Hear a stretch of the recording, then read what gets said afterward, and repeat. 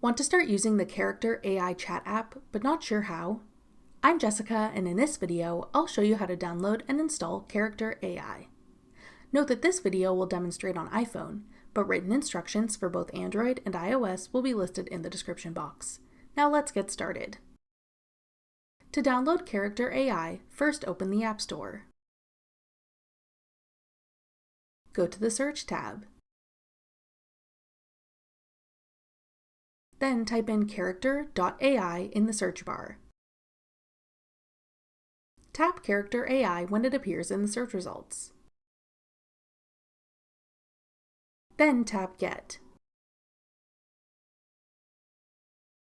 If prompted, use Face ID or enter your password to confirm that you want to download the app.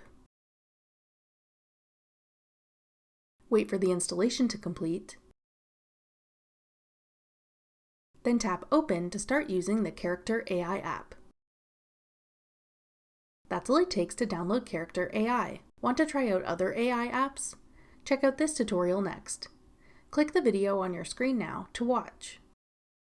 Thanks for watching. If you found this video helpful, we'd love it if you'd hit the like button below and subscribe to our channel. We put out great new tech tutorials like this one every day.